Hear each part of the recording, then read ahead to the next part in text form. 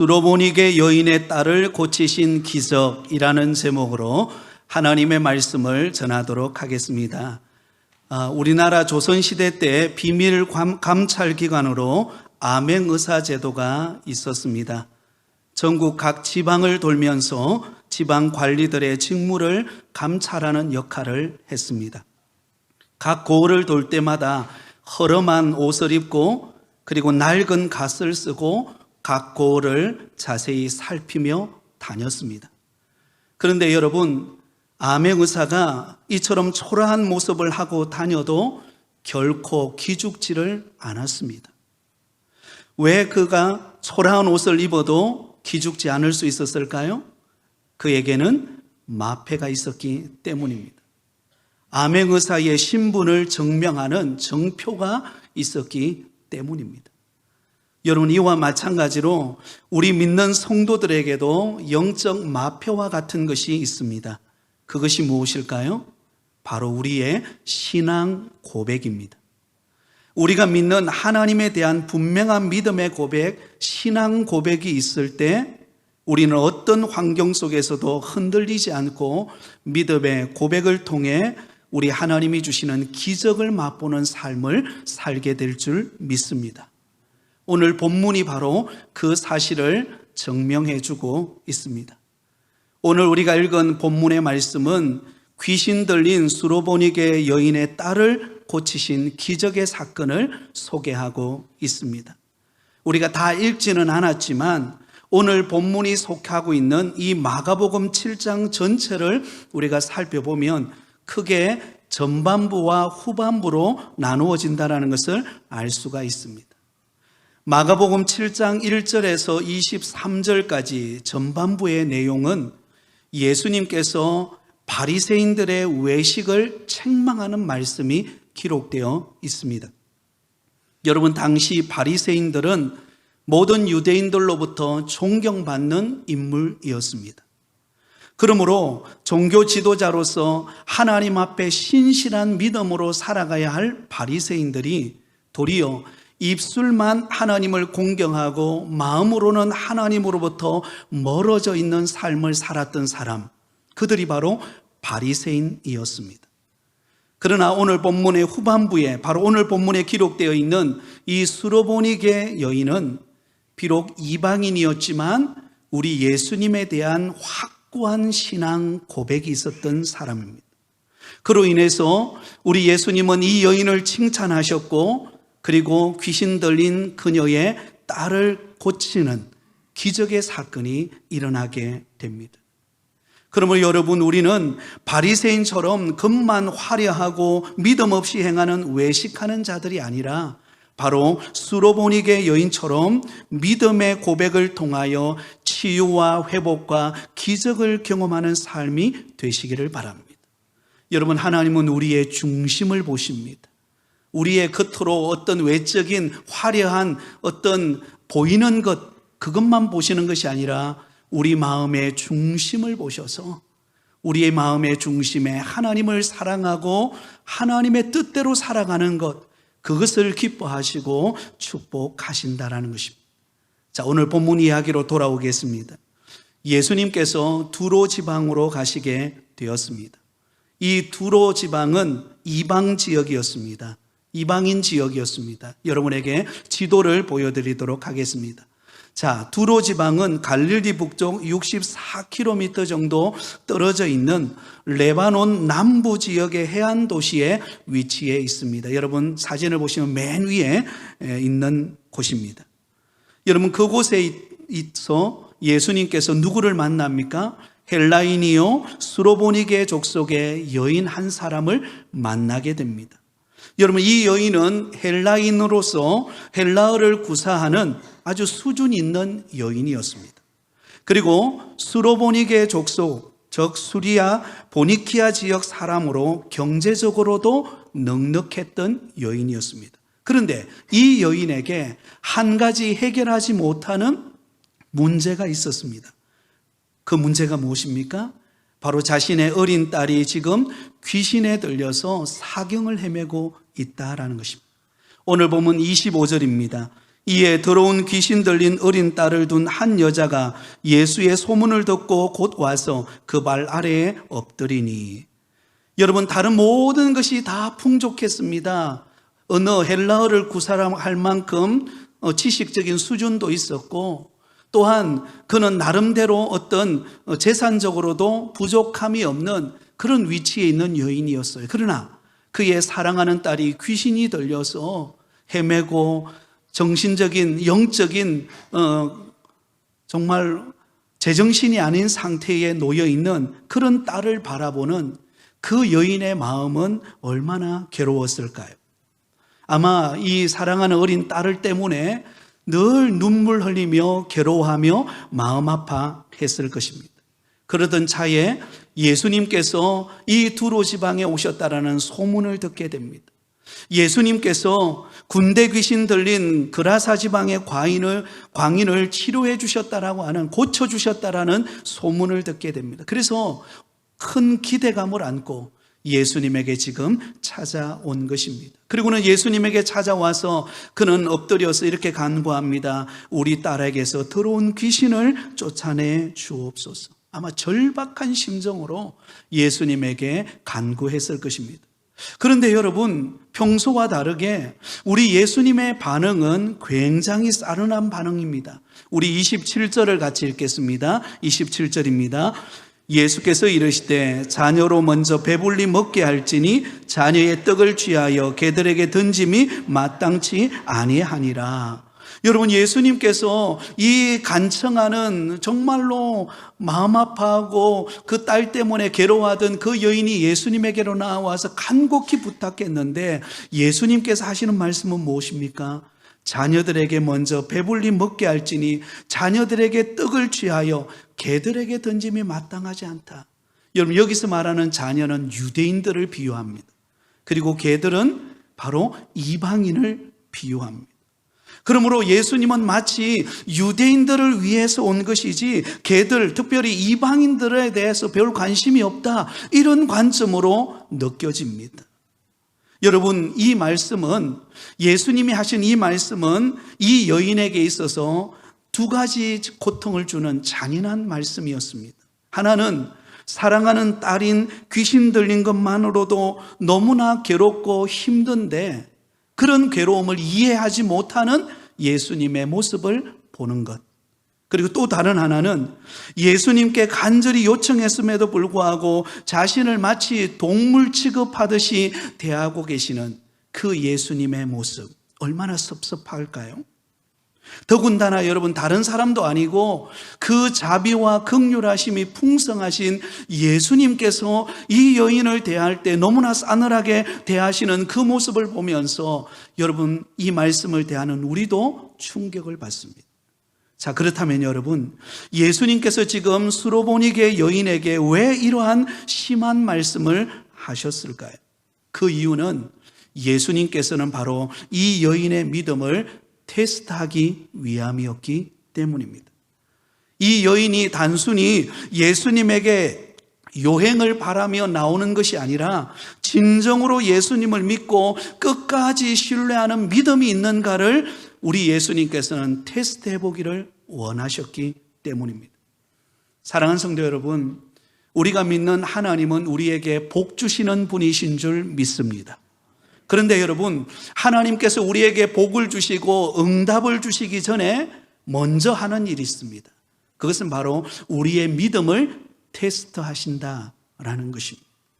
그 응답과 복을 받을 만한 믿음의 그릇을 준비하고 있는가를 먼저 테스트하시고 준비가 되었을 때 하나님께서 복과 그리고 응답을 주신다라는 것입니다. 여러분, 우리가 잘 알고 있는 아브라함, 하나님께서는 아브라함과 그의 후손에게 하나님께서는 놀라운 복을 주시기를 계획하셨습니다. 그리고 100세의 나이에 여러분, 독자 이삭을 그에게 선물로 주었습니다. 얼마나 사랑스러웠겠습니까? 여러분, 100세에 얻은 아들, 너무너무 사랑스럽지요. 그런데 그런 아들을 하나님께서 모리아 산으로 데려가서 번제로 드리라고 했을 때 여러분, 아브라함의 입장에서 한번 생각해 보세요. 얼마나 큰 충격이 아닐 수 없습니다. 그렇게 사랑하는 아들, 그 사랑하는 아들을 번제로 하나님 앞에 드린다. 이런 번제라는 것은 그 제물을 태워서 드린다는 것입니다. 그 사랑하고 눈에 넣어도 아깝지 않는 그 독자 이삭을 하나님 앞에 번제로 태워서 드린다. 너무나 충격적인 말씀이었습니다. 그런데 여러분, 믿음의 사람 아브라함은 지금까지 정말로 도저히 불가능했던 것에 가능케 하시고 그의 나이 100세 때에 독자 이삭을 주신 그 은혜를 기억하고 하나님께서는 또 놀라운 일을 행하실 것을 바라보면서 그는 믿음으로 독자 이삭을 데리고 모리아 산으로 갑니다. 그리고 하나님 앞에 번제로 드리려고 해요. 여러분, 하나님은 그 믿음을 보셨어요. 그 믿음의 테스트를 통하여서 아브라함과 그의 후손들에게 복을 주신 줄 믿습니다. 지금 여러분에게는 어떤 어려움이 있습니까? 여러분에게는 어떤 시련이 있습니까? 하나님은 그 시련과 어려움의 과정을 통하여 우리의 믿음을 테스트하실 것입니다. 그러므로 그때 우리는 끝까지 주님을 신뢰하는 믿음을 통하여서 하나님이 주시는 은혜와 복을 받는 복된 믿음의 삶이 되시기를 예수님의 이름으로 축원드립니다. 자, 놀랍게도 오늘 예수님으로부터 너무나 참 섭섭한 말을 들었던 이 여인이요, 믿음이 흔들리지를 않아요. 믿음이 흔들리지 않고요, 여러분, 예수님이 하신 그 말씀 앞에 여러분, 이 여인은 믿음의 고백을 합니다. 자, 믿음의 고백이 어떤 고백이었을까요? 오늘 본문의 핵심 구절인 28절 말씀을 우리 같이 읽겠습니다. 28절입니다. 여자가 대답하여 이르되 주여 올소이다마는 상 안의 개들도 아이들이 먹던 부스러기를 먹나이다. 자, 여러분, 이 수로보니게 여인의 믿음의 고백을 들어보세요. 놀라운 고백 아닙니까? 도저히 우리 같으면 너무 섭섭해서 예수님 어떻게 이럴 수 있습니까? 나를 이방인의 동물처럼 그렇게 하찮게 나를 여기신다니 어떻게 그러실 수 있습니까? 우리는 섭섭해서 정말 뒤도 돌아보지 않고 우리는 집으로 돌아와 버릴 것 같은데, 여러분, 이 여인은 그렇지 않았어요. 믿음의 고백을 드립니다. 여러분, 이 믿음의 고백을 통하여 우리 예수님은 이 여인을 칭찬하시고 그의 딸의 귀신 들린 그 아픔을 치유해 주시는 기적의 역사가 일어나게 되었던 것입니다. 자, 그렇다면 여러분, 구체적으로 기적을 가져오는 이 수로보니게 여인의 믿음의 고백은 과연 어떤 믿음의 고백이었기에 이런 기적을 맛볼 수 있었을까요? 고난과 시련 가운데 있는 저와 여러분의 삶 속에 우리가 어떤 믿음의 고백을 할 때 우리의 삶에 이런 기적의 문이 열리는 은혜를 경험할 수 있을까요? 그 첫 번째 비결은 예수님의 말씀이 전적으로 옳음을 인정하는 고백이었다라는 것입니다. 예수님의 말씀이 전적으로 옳음을 인정하는 믿음의 고백. 자, 오늘 보면 28절 상반절에는 이렇게 기록되어 있습니다. 여자가 대답하여 이르되 주여 올소이다마는.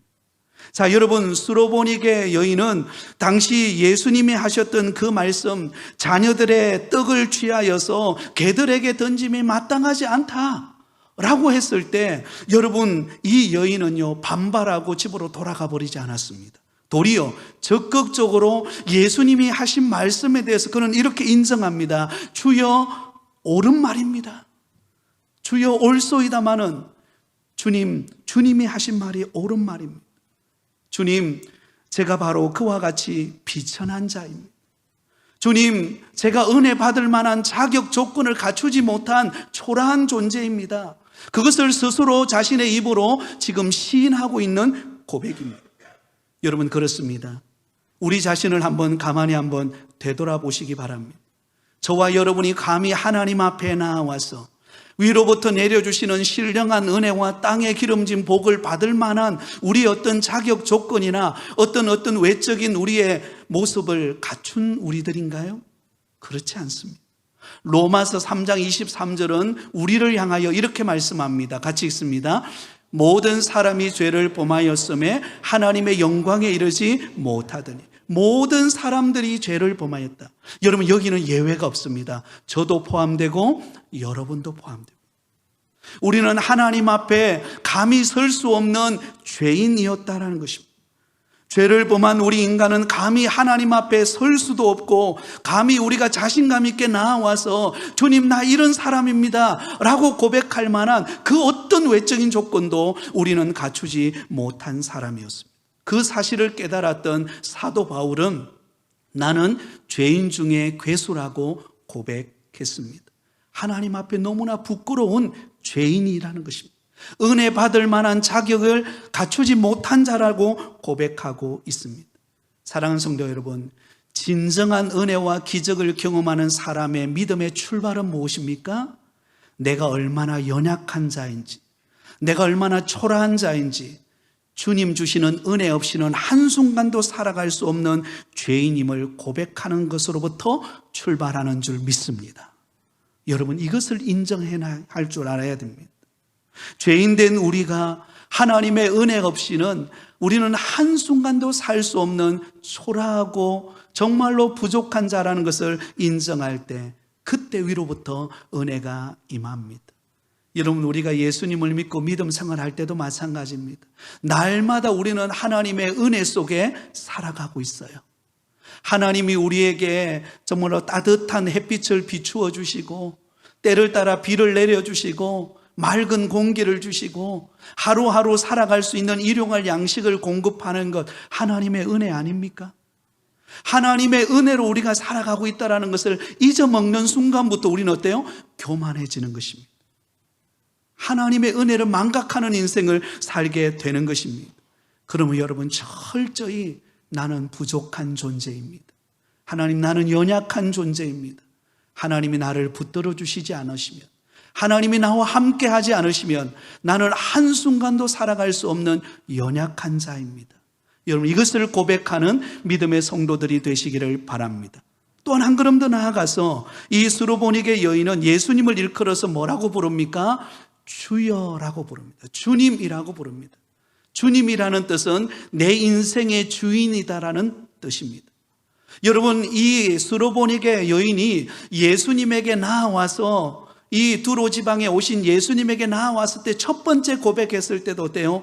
주님이라고 고백합니다. 주여, 나를 불쌍히 여기소서. 그런데 그때만 주님이라고 고백한 것이 아니라 예수님께서 자녀들에게 주어진 그 떡을 취하여서 개들에게 던짐이 마땅치 않다, 마치 예수님이 이 여인을 외면하듯이 싸늘한 시선으로 바라보고 있는, 정말로 그렇게 간구하고 기대했는데도 아무런 응답이 없고 오히려 더 환경은 더 어려워질 때, 그때에도 이 수로보니게 여인은 예수님을 향하여 뭐라고 고백한다고요? 주여, 주님. 여러분, 이것을 고백하는 것이 얼마나 귀한 일인지 모릅니다. 여러분, 우리는 인생을 살아가면서 우리의 인생의 주인이 나 자신이 아니라 우리 예수님이시라는 사실을 철저히 인정하며 살아가실 수 있기를 바랍니다. 여러분, 우리가 성경에 보면은요, 이해되지 않는 이야기들이 참 많이 소개되고 있습니다. 여러분, 우리가 잘 아는 욥, 이 욥은요 동방의 의인이었습니다. 그리고 하나님이 인정할 만큼 대단한 믿음을 가진 사람이었습니다. 그런데 그에게 고난이 찾아와요. 하루아침에 그의 모든 생업이 하루아침에 다 무너집니다. 사랑하는 자녀들을 잃고요, 온몸에는 악창이 나서 정말 기와장으로 자기 몸을 긁을 수밖에 없는 그런 고통을 겪습니다. 우리 이해되지 않는 고통이에요. 하나님을 잘 믿는데, 하나님을 신뢰하는데 그에게 고난이 찾아온 거예요. 여러분, 요셉을 생각해 보세요. 17세의 나이에 하나님이 그에게 꿈을 주셨습니다. 여러분, 장차 하나님께서 그를 위대한 영적 지도자로 쓰실 것에 대한 꿈이었습니다. 그런데 그런 꿈을 꾸었던 요셉이 형들의 모함에 의해서 결국은 애굽의 노예로 팔려가는 너무나 처량한 신세가 되어 버립니다. 이해가 되지 않아요. 여러분, 다윗, 하나님의 마음에 합했던 다윗, 그래서 여러분 이새를 통하여서 기름 부음 받았던 다윗, 그러나 여러분 그가 사울 왕에 의해서 오랜 기간 동안 도망자의 신세가 되어 고난을 겪는 시간을 보냅니다. 여러분, 이해가 됩니까? 잘 이해가 되질 않아요. 어떻게 믿음 생활 잘하고 있는데, 하나님을 잘 섬기는데 우리의 삶에 찾아오는 고난과 어려움은 더 계속되는 거예요. 그런데 여러분, 요셉의 고백을 한번 들어보세요. 창세기 45장 7절과 8절에 보면 이 요셉은 이런 믿음의 고백을 합니다. 우리 같이 읽습니다. 하나님이 큰 구원으로 당신들의 생명을 보존하고 당신들의 후손을 세상에 두시려고 나를 당신들보다 먼저 보내셨나니 그런즉 나를 이리로 보낸 이는 당신들이 아니요 하나님이시라. 할렐루야. 여러분, 요셉을 지금 이 애굽으로 보내신 분이 누구시라고요? 하나님께서 보냈다는 것입니다. 실제적으로는 여러분, 형들 때문에 애굽의 종으로 팔려온 것입니다. 그런데 가만히 지난 날을 되돌아보니까 그 고난과 어려움 속에서 하나님이 나를 지켜주시고 나를 이곳으로 인도하셔서 조기 유학 보낸 것을 깨달은 것입니다.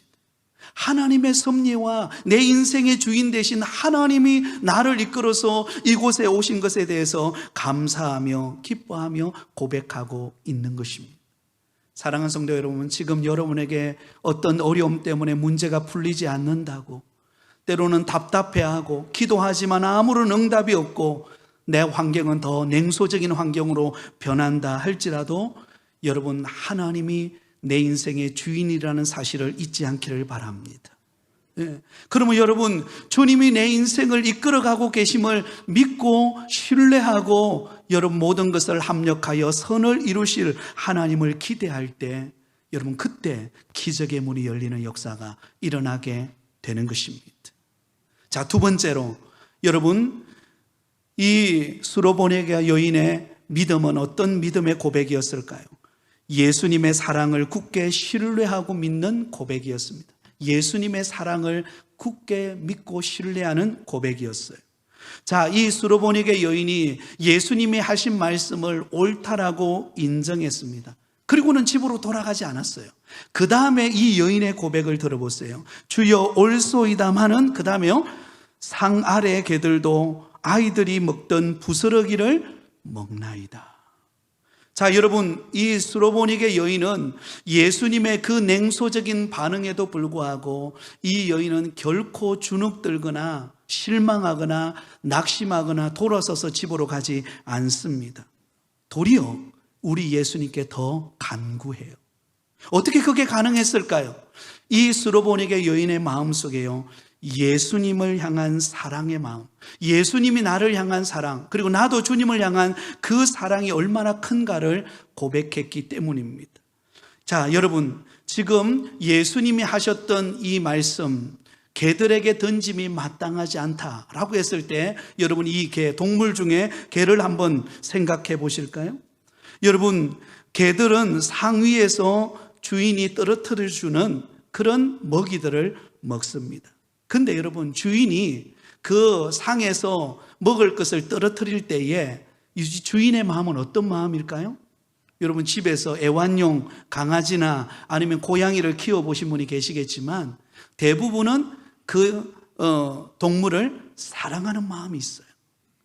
사랑하는 마음이 있어요. 근데 사랑한다고 해가지고 같이 상에 앉아가지고 그래 너 하나 먹고 내 하나 먹고 이런 경우는 없습니다. 사랑하는 마음을 가지고 던져주는 거예요. 그 속에 사랑의 마음이 담겨져 있습니다.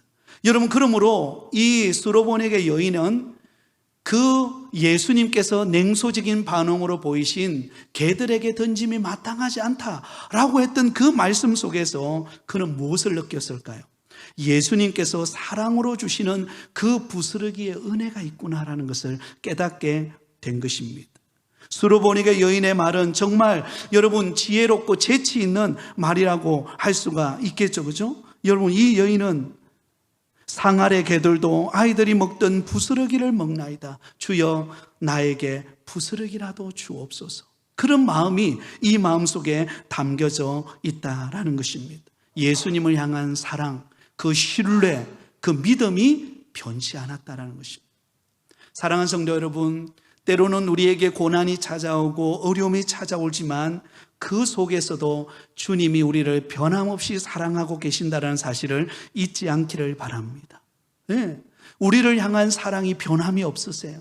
우리는 고난이 찾아오고 위기를 만나면 하나님이 나를 사랑하지 않는다라고 생각하고 낙심하고 절망할 때가 있습니다. 아니에요. 오히려 그러는 순간에도 주님이 그 자리에 우리와 함께하고 계시고 우리를 붙들고 계십니다. 로마서 8장 35절에서 37절에 보면 우리를 향한 주님의 사랑을 이렇게 고백하고 있습니다. 우리 같이 한번 고백하겠습니다. 누가 우리를 그리스도의 사랑에서 끊으리요? 환난이나 공고나 박해나 기근이나 적신이나 위험이나 가리랴.